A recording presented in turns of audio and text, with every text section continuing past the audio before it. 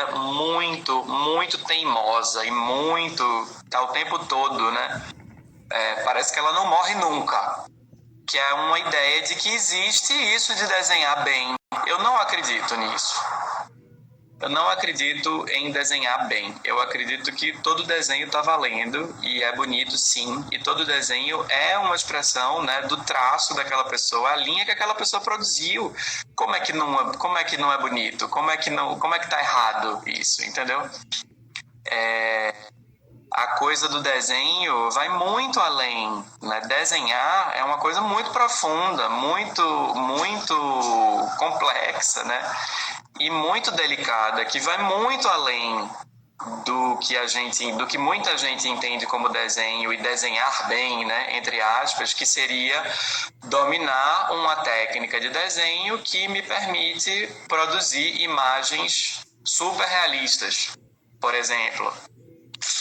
E muitos autores, né, muitas pessoas que trabalham com desenho e que propõem, né, oficinas, professores, pessoas que trabalham com essa pedagogia, né, usando o desenho como meio, falam sobre isso, né, sobre uma fase. Toda criança desenha, né? Toda criança desenha. A Anna Halprin fala disso o tempo todo, sempre trabalhou com crianças, né? Eu não sei agora como é que ela está fazendo, ela e a filha dela, mas a Anna Halprin, você falou no início, sempre foi uma pessoa que trabalhou com crianças e trouxe esse universo infantil, né, para a criação dela e para a prática dela pedagógica e criativa. E toda criança desenha, toda criança dança e toda criança canta. Toda criança, não tem isso. Então, por que a gente para? Todo mundo já foi criança também, né? Então, por que a gente para de dançar? Por que tanta gente para de dançar, para de desenhar, para de cantar? Por quê? Né? E obviamente, é uma resposta muito complexa e varia de acordo com cada quem, mas uma parte importante dessa resposta tem a ver com essa ideia de que existe uma coisa que é cantar bem, existe uma coisa que é desenhar bem, existe uma coisa que é dançar bem, né? Dançar é isso. E isso é uma coisa que eu trabalho muito para que isso seja subvertido, transgredido. Não existe nada disso de dançar bem. Dança é dança. Dança é dança. Toda dança merece ser vista, merece ser compartilhada, merece ser mostrada, expressa, né? E eu considero a voz e o desenho expressões de movimentos. É movimento. Desenho é movimento. Desenho é corpo. Desenho, né, é movimento puro. Em todos os sentidos, você olhar para o desenho ou experimentar o desenho é movimento. A voz é a mesma coisa. Então, assim, não existe isso de desenhar bem. Obviamente, existem pessoas que desenham, né, produzem imagens realistas. Nada contra, é lindo, é maravilhoso. Mas quem não trabalha desse jeito também precisa ser legitimado, né, em todos os sentidos. E aí eu estou falando disso pensando na criança que para de desenhar porque se frustra com o próprio desenho em determinado momento desse desenvolvimento, dessa brincadeira. Oi?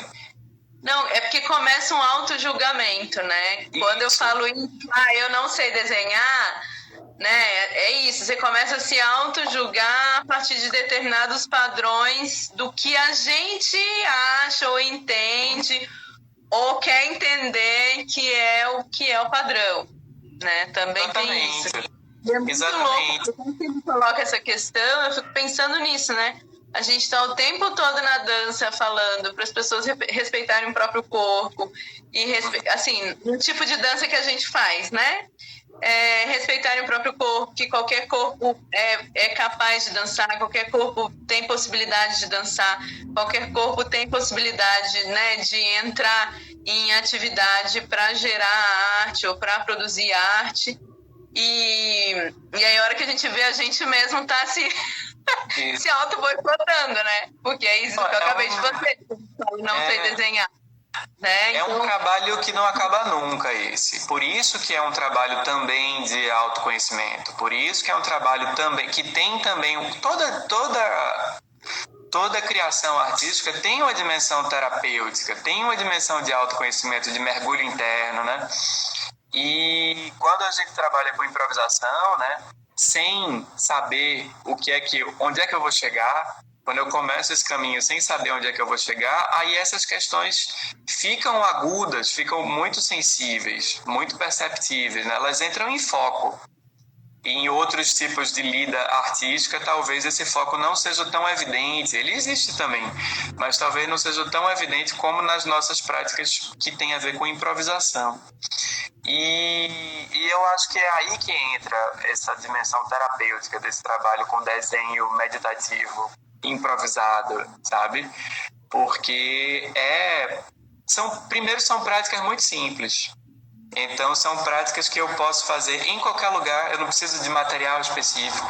Qualquer caderneta, qualquer papel de pão, qualquer, né, pedaço de papel de qualquer coisa, verso de um flyer que me dão na rua, eu posso rabiscar. Todo mundo rabisca, então por que não levar isso a sério, né? Por que eu não posso levar a minha própria expressão a sério? E as respostas para essa pergunta, para esse questionamento, são profundas e delicadas e vão bater em questões várias. Vão bater em questões de o que é ser artista, o que é uma obra de arte, como é que uma obra de arte é reconhecida como tal, como é que uma obra de arte é legitimada para ser considerada publicamente uma obra de arte. Quem é que diz que a obra de arte é obra de arte, o que é que não é arte, sabe? Quem é que vai ter esse poder? Tem a ver com mercado, tem a ver com relações de poder, tem a ver com relações de quem detém o conhecimento, quem detém o conhecimento especializado, quem é que diz o que é que não é. Essas questões todas, né?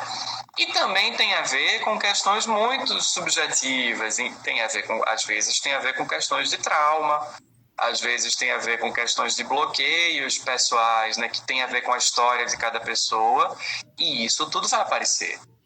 Isso, se eu entro nesse caminho, né, de mergulho interno, essas questões vão vir. Não, e eu penso, eu não sei como que você vê isso, como se você pudesse falar um pouquinho, porque, por exemplo, se a gente pensa na dança a partir da improvisação, que a gente já trata de um outro lugar, né? Não trata dessa sala de aula que tem um espelho, ou de ficar necessariamente registrando o tempo todo o que a gente faz. Muitas vezes a gente está dançando em meio à natureza, está dançando em outros tipos de ambiente. Eu posso, né, criar um movimento e deixar esse registro do movimento no espaço, e eu não estou vendo, eu estou só na minha versão sensível de corpo. Eu estou experimentando esse corpo, e não necessariamente eu estou vendo o que está sendo feito, né? Que eu acho que tem muito a ver com essa relação do que você trouxe do Manuel de Barros. E quando a gente começa a entrar no âmbito da voz, que também é corpo, só que a gente se ouve enquanto a gente fala, e tem as reverberações, né? Minha voz bate ali e volta, e isso já me faz ouvir a voz de um jeito diferente do que você está ouvindo aí, por exemplo. E o desenho tem essa coisa que eu ver uma materialidade disso, né? E aí eu acho que esse lugar da gente se ver fora da gente, né? Ainda que seja uma parte só da gente, mas a gente se vê fora da gente, é que eu acho que também leva a esse choque, assim, de muitas vezes isso te colocar talvez mais em questão, né, do que a sensorialidade do corpo mesmo, nesse sentido do movimento, entende o que eu falo? Assim? Entendo perfeitamente. A coisa de você ir acompanhando seu processo, né, de um jeito muito concreto, material, físico, perceptível. É uma coisa que pode levar para esse lugar do auto-julgamento, do auto-bloqueio, né, de se comparar com outros tipos de expressão e se colocar para baixo, não consigo, não está tão bom, não está tão legal. Mas também é justamente esse aspecto, veja como são as coisas, né? É também justamente esse aspecto que torna essa coisa tão potente. Sim. É também isso que faz com que esse tipo de expressão seja tão potente no sentido de empoderar as pessoas que se aventuram a fazer, né? E é por isso que eu acho que é uma coisa tão importante questionar essas questões, ótimo. Eu acho que é uma coisa tão importante questionar esses padrões do que é considerado arte e o que não é, né? Quem é que está habilitado para fazer arte ou não? Quem é que diz o que é arte e o que é que não é? Que critérios são esses? Então é muito importante questionar tudo isso para que todo mundo se sinta no direito, porque eu acredito que é um direito. Se a gente tem a capacidade de fazer, por que não? Qual é o mal que eu estou fazendo? Qual é o mal que eu estou fazendo para outro ser humano expondo um tipo de expressão minha? Mesmo que o outro ser humano ache aquilo uma porcaria e se sinta, né, sei lá, ofendido por aquilo, mas, puxa vida, né? Até não vale a pena. Óbvio que eu estou falando isso de um jeito muito geral e existem sim questões éticas muito sérias na produção artística, né? A gente como artista está o tempo todo se questionando exatamente isso, né? O que é que a minha obra vai produzir no mundo? Será que os efeitos da minha obra no mundo vão ser nocivos, vão ser, né, positivos? Até que ponto eu tenho controle também sobre que efeitos, né, que vida que a minha obra vai ter quando ela nasce, quando eu entrego ela para o mundo, né? Então, a dimensão ética da criação artística é uma coisa muito séria e que está na pauta de quem se entende por artista o tempo todo. Mas eu falo muito quem se leva a sério, quem tá, né,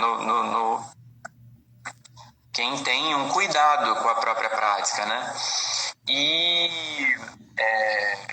Mas eu falo muito nesse sentido de quando esses padrões de legitimação passam a ser bloqueadores, passam a ser opressores, passam a silenciar, né? E se você parar para pensar, é uma coisa completamente contraditória, porque a maioria dos grandes artistas fez o próprio nome e é famoso e famosa justamente porque mandou a merda esses padrões de legitimação em algum momento, entende?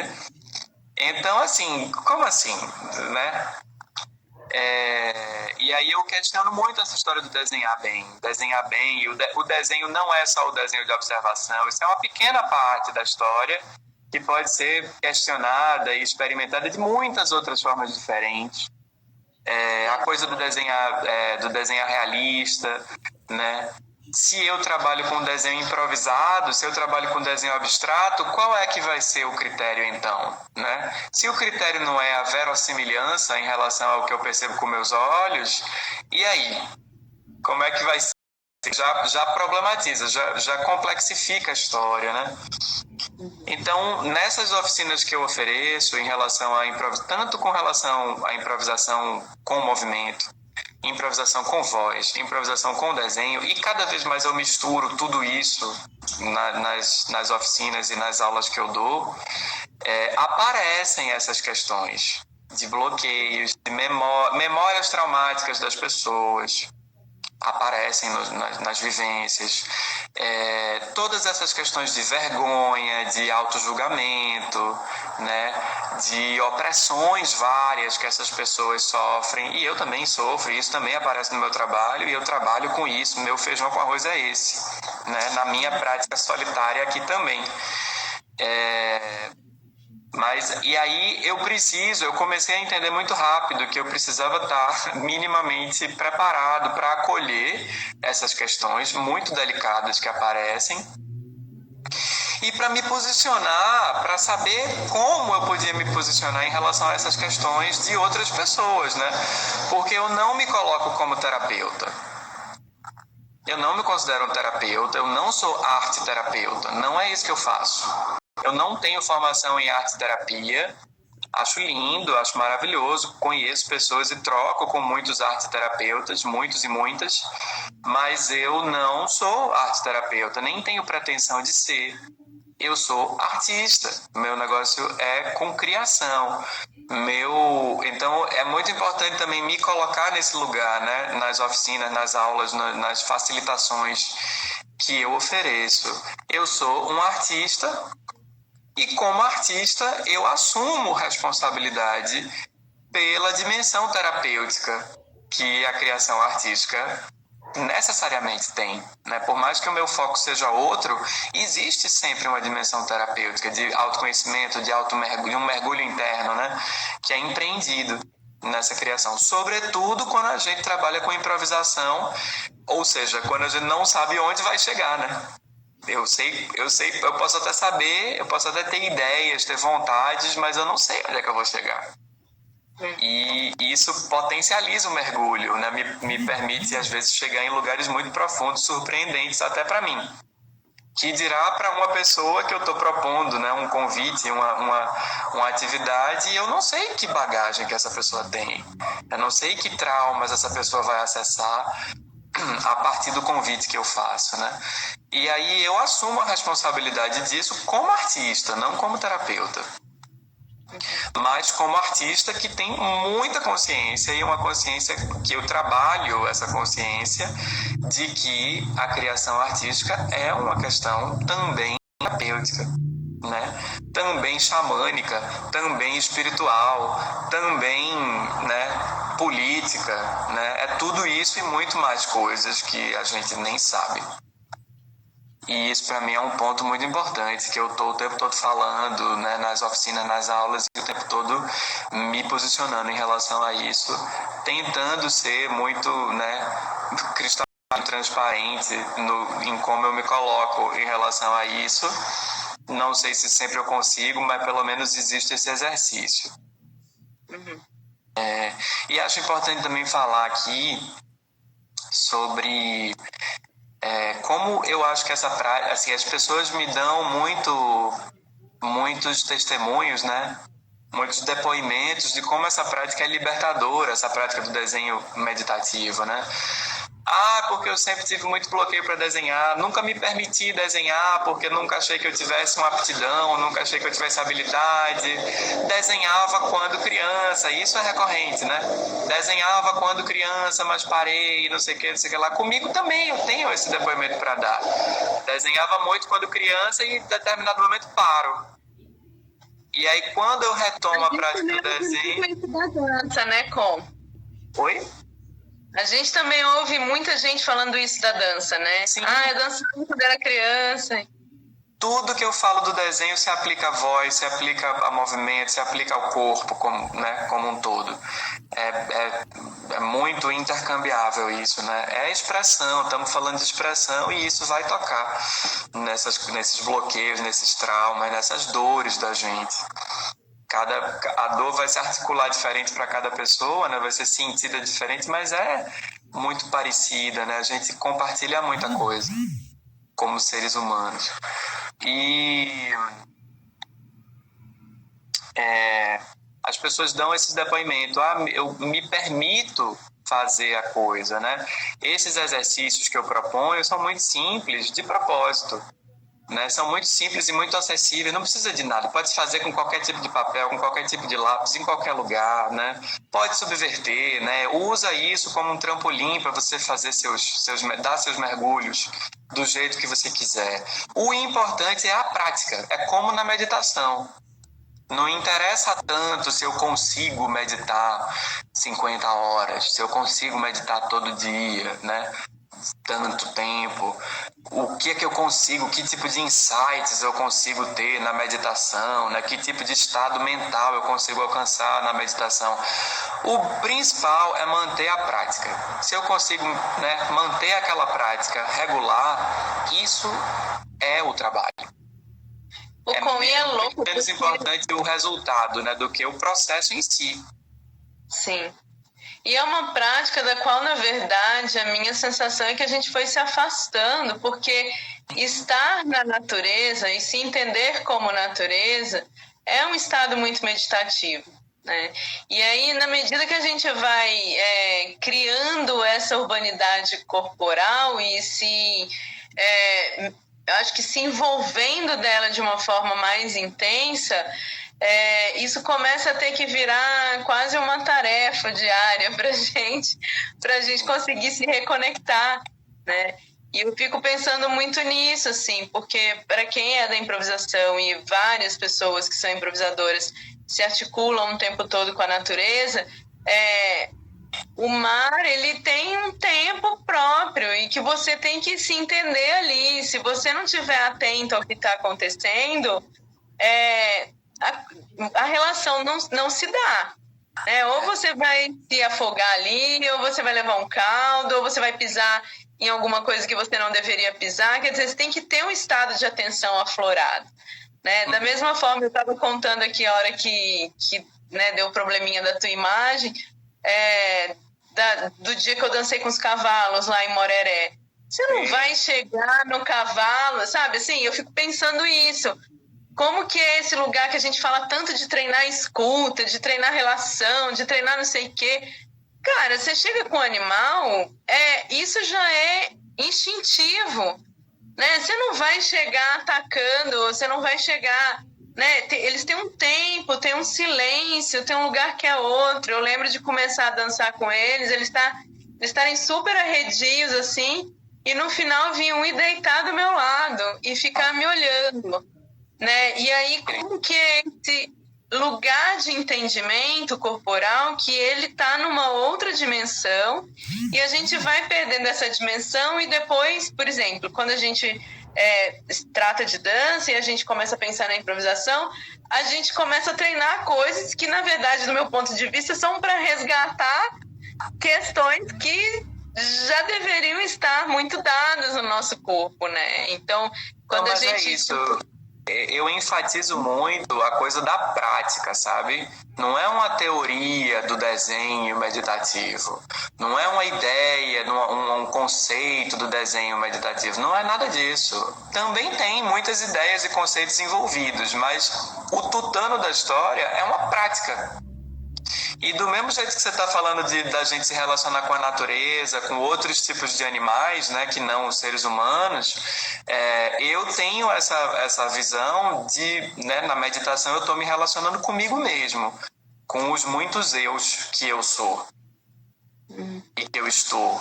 Então tem a minha mente que está o tempo todo falando, tem o meu corpo físico que também tem um tempo próprio dele, que não adianta forçar a barra, né? Se eu como improvisador estou tão atento para me relacionar com o ambiente onde eu estou, com o espaço, com os outros seres humanos, com os outros animais que estão nesse espaço, por que é que eu não vou dar a mesma atenção e ter o mesmo cuidado comigo mesmo, né? Com todos os aspectos que me compõem e que interagem para isso que sou eu. Por que eu não vou me dar? É uma prática também de autocuidado, né? Em muitos sentidos. Sim. Aí tô lembrando da gente conversando no bando, né? Quando a gente estava nesse grupo, né, do bando de improvisadores,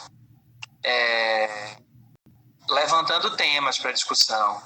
E aí eu estava falando de que na minha prática de dar aulas, de criar, de fazer tudo isso, eu comecei a entender a partir da prática, depois de muito praticar, né, de muito dar aula, de muito oferecer essa oficina do desenho e outros tipos de oficina que eu também ofereço, eu comecei a ver que pensar sobre a minha prática, né, me olhar um pouco no espelho e cheguei naqueles aspectos da improvisação, né?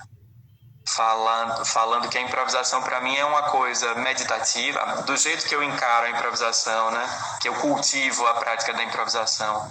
É uma prática meditativa, tem a ver com o cultivo desse estado de presença, dessa atenção plena, seja lá o que isso queira dizer, porque cada dia é uma coisa diferente que isso quer dizer, e é assim mesmo que é. Às vezes não é atenção nenhuma, às vezes é dispersão total, loucura.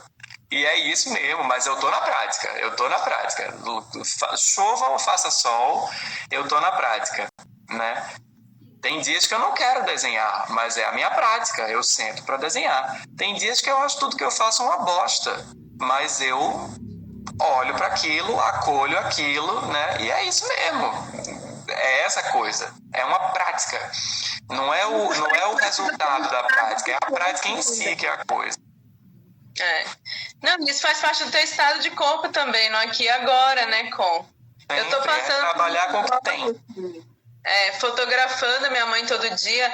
Eu nunca fiz o exercício de fotografar todo dia e escrever todo dia. E agora eu tô fazendo esse exercício já há 65 dias. E é uma loucura, porque tem dias que você tem muita coisa a dizer e você vai lá e a primeira foto que você faz tá incrível. Tem dias, tipo, hoje a foto não saía de jeito nenhum. Daí eu já tava irritada, eu fui ficando mais irritada. E eu falo assim, gente, porque minha mãe no sol, e eu falava assim, meu Deus, minha mãe no sol tostando, e essa foto não sai, sabe? E aí eu falei, gente, é isso, não sai, não vai sair, sabe? E é isso, essa é a foto de hoje. Né? E às vezes não tem nada para dizer, é isso, hoje eu não tenho nada para dizer, esse é o texto, Exatamente. sabe? Exatamente. Então, lidar com essa, né, respeitar também o que é o corpo aqui e agora é importante para, né, a gente, inclusive, se autoconhecer. Exatamente. Né? Tem essa dimensão, né? E aí o segundo aspecto é justamente esse. O segundo aspecto é justamente esse, de respeitar o que está acontecendo aqui agora. E para isso eu preciso estar atento, né? Para respeitar o que está aqui agora e me relacionar com o que está aqui agora, eu preciso perceber o que está aqui agora, né? Se eu não estou fazendo esse exercício, se eu não estou nessa prática, eu não vou nem chegar na história. E aí o segundo aspecto é justamente isso que eu chamo de investigativo, o aspecto investigativo da improvisação. Eu estou sempre buscando alguma coisa, né? Pode ser qualquer coisa, pode ser acalmar minha mente, pode ser fazer um desenho maravilhoso, né? Legitimíssima. Esse objetivo é super legítimo, essa vontade é legitimíssima, fazer um desenho maravilhoso, arrasar. Tirar uma foto incrível, né? Encontrar um achado maravilhoso, um insight incrível, né? Muito bom procurar isso, sabendo que nem sempre eu vou encontrar. Sabendo que o resultado pode não ter nada a ver com o que eu estou procurando. E eu posso entrar nessa busca, nessa investigação, sem saber o que eu estou buscando, né? Eu estou nesse estado, né, de atenção, buscando, procurando coisas, mas eu não sei direito o que eu estou buscando. É ótimo também fazer isso. Isso também a potência de surpresa desse tipo de exercício é grande também. Então isso é uma coisa rica para a gente que está ocupado e preocupado com criação artística, né? A terceira coisa é a autonomia. Então, e aí isso entra no que Joubert estava falando, né? A autonomia, para mim, é muito importante na dimensão ética, quando eu estou como facilitador do processo. Então, quando eu estou como, entre aspas, professor, facilitando uma oficina, facilitando uma vivência, uma aula, sei lá o quê, um curso, é uma dimensão ética na lida com o outro, né? Com as outras pessoas. Então é muito importante para mim que essas pessoas sejam autônomas o tempo todo. Como é que elas vão conduzir aquele convite? Se elas vão aceitar ou não aquele convite, que era o que eu estava falando antes, né? Na minha visão, para um convite ser convite, ele precisa ter a chance de ser recusado, né? Se eu faço um convite que a outra pessoa não pode recusar, isso é qualquer coisa, menos um convite. É uma imposição, é no máximo uma sugestão bem intencionada, né? Mas um convite não é. Um convite eu posso recusar. Então esse aspecto autônomo é muito importante quando eu estou facilitando processos, né, com outras pessoas. Mas também é um negócio importante para mim. E aí é onde entra a desabituação que Joubert estava trazendo, né? Como é que eu uso a desabituação, né? Desenhar com a mão esquerda. Eu sou destro, mas eu desenho com a mão esquerda. Eu estou acostumado a usar determinado meio e eu mudo o meio. Faço alguma coisa para me desabituar naquilo, né? Isso para mim tem a ver também com isso. Às vezes eu percebo na minha prática pessoal que as propostas que eu me faço começam a me prender. Eu começo a me sentir preso com aquelas propostas. Eu começo a me sentir obrigado. Às vezes eu me proponho, por exemplo, a fazer uma série de 15 desenhos usando determinada técnica. Ou usando um determinado tipo de traço que eu estou experimentando. E eu quero porque quero fazer uma série de 15 desenhos daquele negócio. E aí lá pela metade, ou até no início mesmo, eu tô dando esse exemplo, mas podia ser qualquer outro, né? E aí lá pelo meio da série, ou pelo início da série, eu começo a me sentir preso pela minha própria proposta. Eu começo a não me sentir autônomo. Começo a me sentir, sei lá, preso, obrigado a fazer aquilo. Tenho um senso de obrigação que não me interessa, né? E isso tem a ver com autonomia para mim, né? Eu tenho autonomia para dizer não quero mais isso, quero subverter essa proposta, quero transgredir essa proposta, quero inventar outra coisa, quero começar de novo, quero desistir do que eu estou fazendo. Tudo isso é muito maravilhoso. Me permitir essa liberdade é uma coisa importante. Cerceado, boa palavra. Às vezes me sinto cerceado por mim mesmo, né? Pelos meus próprios padrões, pelas minhas próprias ideias, pelas minhas próprias vontades de fazer um projeto assim assado. E é muito importante para mim poder desistir, poder mandar as favas. Uma proposta que eu mesmo me fiz, né? Por que não? E essa possibilidade de poder desistir e poder mudar de ideia, amiga, é um negócio que às vezes é trabalhoso para mim. Às vezes eu não me permito fazer isso. Acho que para todo mundo, né, Com? É a ideia de que, assim, para criar a gente precisa de se desfazer de muita coisa, né? A gente tem essa ideia de que para criar a gente precisa colocar muita coisa. E às vezes para criar a gente precisa se desfazer. E esse desapego num mundo extremamente material que a gente vive, num mundo cheio de imposições que a gente vive, é um exercício. É um exercício muitas vezes muito difícil, né? E aí isso, volta para a prática, né? Volta para a prática, a gente está o tempo todo na prática. Só para fechar o raciocínio, essa coisa da autonomia me levou a pensar num quarto. Eu estava conversando com Lilica, depois daquela conversa nossa no bando, eu fiquei aqui matutando. Eu falo sempre de 3 aspectos: meditativo, investigativo e autonomia. Mas faltou a brincadeira. Sim. Faltou a brincadeira, sentir prazer no que eu estou fazendo, brincar. E aí brincar tem a ver com desistir, com poder mudar de ideia, com poder inventar a regra do próprio jogo, né? Com brincar com essas regras, esculhambar essas regras, né? E sentir prazer nisso, né? Ser uma coisa lúdica, ter o jogo, mas também ter uma dimensão de guia também, por que não? Não, só queria, porque acho que daqui a pouquinho vai cair de novo e tem uns comentários e perguntas e a galera queria ver seus desenhos. Vou mostrar os desenhos. A Ju tinha perguntado se você nomeia suas obras. Nunca. Eu nunca dou nome aos desenhos meus, nem boto data nos desenhos, nem assino os desenhos. Eu não me sinto no direito de assinar os meus desenhos e de datar. Eu acho que eles estão fora dessa coisa de... Obviamente, eu assumo responsabilidade pelos meus desenhos. Essa questão ética está muito bem, né, tranquila. Mas eu nunca senti vontade de assinar os desenhos, nem de datar. Eu acho que tem uma coisa fora do tempo aí que eu não quero datar os desenhos.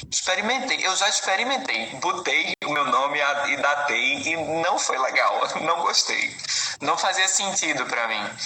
E aí eu desisti mesmo de vez. E a coisa aqui de nomear. E nomear também é uma coisa muito importante. Aí essa é a mais importante, não do título. Porque, para mim, o desenho se completa no olhar da outra pessoa. Então, como eu trabalho com essa coisa dita abstrata, né? Eu não nomeio muito abstrato, não, mas é uma maneira das pessoas entenderem que não é realista o negócio, né? Não é verossímil nesse sentido. E aí, quando eu nomeio, às vezes eu boto o nome, mas sempre é um nome muito amplo e eu não gosto muito de nomear porque a pessoa vai ficar livre para ver o que ela quiser ali. O que a pessoa conseguir enxergar num desenho meu, tá certo, tá valendo. Então, assim, a pessoa conseguiu ver, e as pessoas perguntam muito, mas isso é o quê? Minha avó pergunta muito. Mas, meu filho, isso é o quê? Eu digo, vó, é o que a senhora quiser. O que a senhora conseguir enxergar aqui é. Aí a Mari fala, tô me lembrando do It's a Draw live feed, em que a Trisha Brown relaciona o espaço da performance com o espaço da folha de papel, de certa forma. Aí a Bel fala, como a gente se relaciona... Amo Trisha Brown, amo como ela coloca exercícios de movimento e de composição como obras. Eu acho isso inspirador. Amo Trisha Brown. A Bel faz um comentário que ela fala, não é pergunta, é comentário, mas também certamente daria uma boa resposta. Como a gente se relaciona com os vestígios de nós mesmos. O Emiliano fala, também tem a relação de que só desenha acho que quem desenha ou quem dança, só desenha ou dança quem é artista. Porque a arte não pode ser uma prática de vida sem necessariamente ser artista. A arte também é muito prática de vida. Aí a nossa velha relação arte-vida, né, que a gente tanto fala na improvisação, que uma coisa não está separada da outra. Eu acho que todo mundo é artista. Eu acho que essa coisa da criação é um instinto humano, que tem gente que vai fazer disso uma profissão e outras pessoas não. Mas todo mundo pode e deve exercer esse instinto e aprender com ele, né? Aí, eu acho que é Isabel, né? Não sei. Falou que tá fazendo desenho no iPad, brincando com simetria. A Ju falando que ela nomeou e colocou data em todos que ela fez nessa live. Tá valendo também, né? Cada um lida com seus próprios vestígios como quiser. Autonomia. Bom, então a gente só tem 2 minutinhos. Queria já ir te agradecendo e pedindo... Vou mostrar os desenhos. O passeio. Vou mostrar os últimos desenhos, que são feitos com nanquim. Eu tô fazendo essas coisas horizontais. Uau! Tô usando muito nanquim, sei lá por quê. Às vezes é nanquim, às vezes é caneta, às vezes é lápis. E tô trabalhando com esses papéis maiores, horizontais, assim. Tá vindo desse jeito a coisa. Que lindo.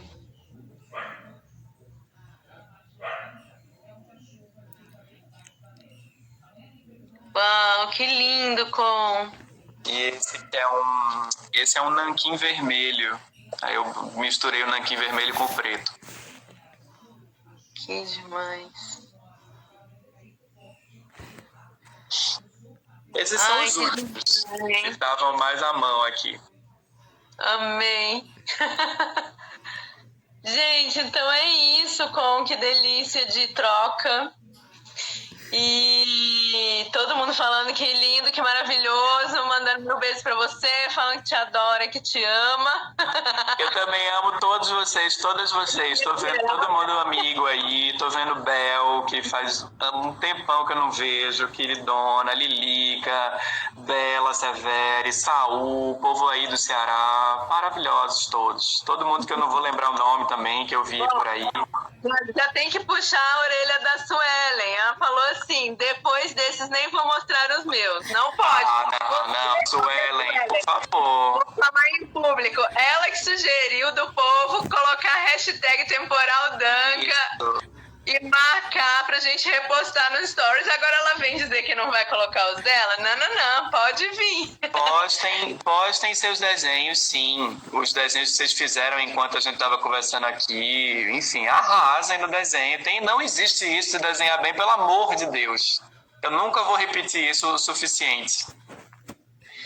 E, gente, a Bel tá perguntando se esse vermelho é recente, bem dos tempos atuais, e esse é recente, né, Como você acabou de fazer.